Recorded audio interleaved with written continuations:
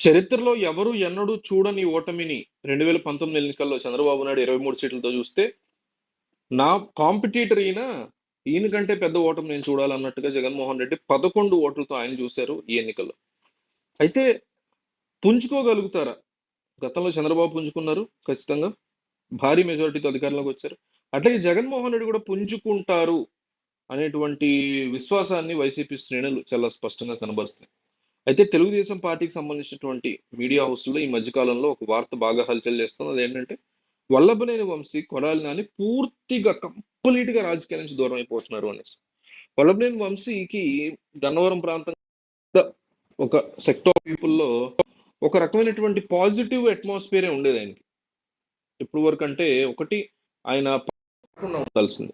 223 సీట్లతో పరిమితమైనప్పుడు ఆయన పార్టీ మారకుండా చంద్రబాబుతోనే ఉండుంటే ఫండ్స్ వచ్చేయలే తర్వాత ఫండ్స్ రాలేదనేసి కూడా ప్రభుత్వం వైపు చూపించొచ్చు. తప్పే ఉంది. సో బట్ ఆయన రీజన్స్ ఏవో గాని కొడాలి నాని కోసం కావచ్చు, లేకపోతే ఫండ్స్ కోసం కావచ్చు ఆయన పార్టీ మారారు. వల్లభనేని వంశీ. అయితే పార్టీ మారిన తర్వాత మరి ఏ లెవెల్‌లో ఫండ్స్ వచ్చేసాయి, ఏం ఉద్ధరిచ్చేసారు, ఏం వెలగబెట్టేసారు గన్నవరంలో మనకు తెలీదు. మిగతా ఎమ్మెల్యేలాగానే ఎంతో కొంత ఇచ్చుంటారు. అవి 4 రోడ్లు వేసేసరికి అయిపోతాయి ఫండ్స్. ఎవరికైనా అంతే. ఇప్పుడున్న చంద్రబాబు నాయుడు టైంలో కూడా ఎమ్మెల్యేల యొక్క ప్రాభవం తగ్గించేసి తాము వ్యక్తి పూజలో తాము టాప్ లీడర్స్ గా ఉండాలనే మెంటాలిటీ ఉన్న వాళ్ళే వీళ్ళు. పవన్ కళ్యాణ్ అయినా, చంద్రబాబు అయినా, జగన్ అయినా, ఈ మోడీ అయినా, కేసీఆర్ అయినా, రేవంత్ అయినా. సో ఇట్లాంటి సిచ్యువేషన్స్ ఉన్న టైంలో సారీ వల్లభనేని వంశీ అనకూడని మాట ఒకటి అన్నారు. నారా లోకేష్ని అసలు పొరపాటున కూడా ఎవ్వరు కూడా అనుకోనటువంటి దారుణమైనటువంటి మాటలు ఎవరు అనకూడదు. ఈరోజు చంద్రబాబు సర్కార్లో ఎవరన్నా మాట్లాడినా సరే ఖచ్చితంగా మనం కండెమ్ చేయాలి. చాలా తప్పుడు మాటలు. అలాంటి వాళ్ళని కూడా జనం చిత్తుగా ఓడించాలి. వల్లభనేని వంశీ విషయంలో ఆయన చేశారో చేయలేదో మనకు సంబంధం లేని వ్యక్తి. బట్ ఒక ఆయన వేరే వాళ్ళ పక్కన పెట్టేస్తే ఆ మాట్లాడినటువంటి మాటలకి ఖచ్చితంగా ఆయనకు ఒక పనిష్మెంట్ దక్కింది. సో ఇక్కడ నుంచి ఏంటి? పనిష్మెంట్ అయితే తీసేసుకున్నారు. మరి ఇక్కడ నుంచి ఏంటి? ఇక్కడ నుంచి ఎట్లా పుంజుకుంటారు? నిజానికి టీడీపీలో ఉన్నప్పుడు ఆ ఒక సామాజిక వర్గం, ఒక పర్టికులర్ సామాజిక వర్గం యొక్క సపోర్ట్ ఆయనకి అద్భుతంగా లావిష్‌గా ఉండేదని, డబ్బుల పరంగా కూడా వాళ్ళు చాలా సపోర్ట్ చేసేవారు ఆయన్నని.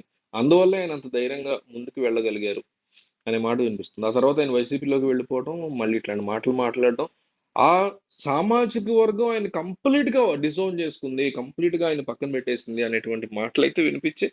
దానికి తగ్గట్టుగానే రిజల్ట్స్ కూడా మనకు కనిపించాయి మొన్న. సో ఆయన ఇంకో పక్క నుంచి ఏదో చదువుతున్నారు. వెరీ గుడ్ ఐడియాలజీ అట్లా. ఇంత పొలిటికల్‌గా బిజీ ఉన్నా కూడా ఏదో చదువుకుంటున్నారు ఆయన. అప్రిషియేట్ చేయాలి. మరి అది ప్రజల్లో ఇంప్లిమెంట్ చేస్తారో ఆ చదువుని, లేక టైమ్ పాస్‌కి ఇష్టమై చదువుకుంటున్నారో మనకు తెలీదు.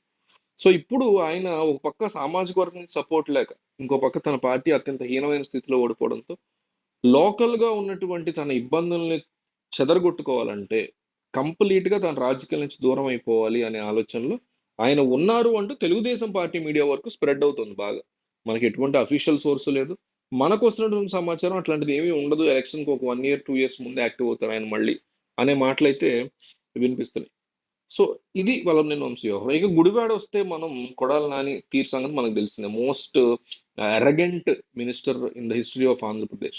అత్యంత ఆవేశపరుడు, ఆలోచించరు, నోటికి ఏదొస్తే అది మాట్లాడతారు. ఉన్నారు అట్లాంటి వాళ్ళు చాలా మంది. కానీ వాళ్ళందరికీ ఈయన లీడర్. ఈయనే ఫస్ట్ ఉన్నారు ఆ లిస్ట్‌లో. మిగతా వాళ్ళు కూడా ఉన్నారు. టీడీపీ సైడ్ లేరా? మనం ఆల్రెడీ ఇప్పుడు ఉన్నటువంటి అసెంబ్లీ స్పీకరే నోటికి ఏదొస్తే అది మాట్లాడేటువంటి ఒక యాటిట్యూడ్ అరగెంట్ పర్సన్. అట్లాంటి ఆయన పట్టుకొచ్చి పెట్టారు ఇక్కడ. ఎనీవే. సో అట్లాగా మాట్లాడినటువంటి కొడాలి నాని ఈరోజు 4 సార్లు గెలిచి ఐదోసారి భారీ లెవెల్‌లో ఓడిపోవడం. ఓడిపోయారు, మళ్ళీ పుంజుకుంటారు. ఎందుకంటే ఆయన సైలెంట్‌గా ఉండేటువంటి మెంటాలిటీ కాదు. ఖాళీగా కూర్చునే మెంటాలిటీ కాదు. ఏదో దాంట్లో ఇన్వాల్వ్ అవ్వాలి, ఏదో ఒకటి చేయాలనే మెంటాలిటీ. కానీ ఆయన్ని ఓడించగలిగారు. ఇప్పుడు వెనిగల రాము ఎవరో ఒకరు గెలిచారు. సో చంద్రబాబు నాయుడు ఆయనకి ఇచ్చినటువంటి టార్గెట్ ఏంటంటే, మీ నియోజకవర్గ అభివృద్ధితో పాటు కొడాలి నాని మళ్ళీ లేవకుండా దెబ్బ కొట్టగలగాలి. అవి కేసులనండి, జనాల్లో ఆయనకున్నటువంటి థింగ్‌ని ఎక్కువగా చూపించడం, నెగెటివ్ చేయటం గాని, ఇవన్నీ. సో టీడీపీ కూడా ఒక రకమైనటువంటి స్కెచ్‌తో రంగంలో దిగుతుంది. గుడివాడ రాజకీయం కొడాలి నాని గనక నాకెందుకులే అనుకుంటే ఇక్కడితో క్లోజ్ అయిపోతది. లేదు నేను పోరాడతా, నేను మళ్ళీ పైకొస్తా, నేను ఖచ్చితంగా మళ్ళీ ఈ గుడివాడ నాది, నేను ఎమ్మెల్యేగా మళ్ళీ రావాలి ఇక్కడ అని గనక అనుకుంటే డెఫినెట్‌లీ మళ్ళీ ఆయన పాజిటివ్ అట్మాస్ఫియర్‌ని తెచ్చుకోవడం అనేది ఖచ్చితంగా సాధ్యమవుతుంది. సో ఈ ఇద్దరి వ్యవహారంలో మాత్రం తెలుగుదేశం పార్టీకి సంబంధించినటువంటి అనుకూల మీడియా కంప్లీట్‌గా వాళ్ళు గుడ్ బై చెప్పేసారు, వెళ్ళిపోయారు అంటుంది. మనకున్న సమాచారం అట్లాంటిది ఏమీ లేదు. కానీ వెళ్ళే అవకాశాలు, అట్లాంటి పరిస్థితులైతే కనిపిస్తున్నాయి. అట్లాగని గ్యారంటీ కూడా లేదు. సో వీళ్ళిద్దరూ రీసెంట్ గా కూడా జగన్మోహన్ రెడ్డి నెల్లూరు వచ్చినప్పుడు ఆ పిన్నెల్లిని వాళ్ళని కలిసినప్పుడు కూడా వీళ్ళు ఎక్కడ కనిపించలేదు. వెనకాల అంబటి రాంబాబు కనపడ్డారు, ఎక్కడో మనకి అవినాష్ రెడ్డి కూడా వచ్చారు ఎక్కడో కడప నుంచి, కానీ వీళ్ళు మాత్రం వెళ్ళాల. సరే వల్లభనేని వంశీని పక్కన పెట్టినా కొడాలి నాని ఇక్కడ కనిపించలే. పైగా కొడాలి నాని కొంత ఆరోగ్య సమస్యలు ఉన్నాయనేటువంటి పుకార్లు కూడా ఎక్కువగా వినిపిస్తుంటాయి గుడివాడలో. మనకి ఏది అంతవరకు నిజం అనేది అఫీషియల్ గా ఎక్కడ లేదు.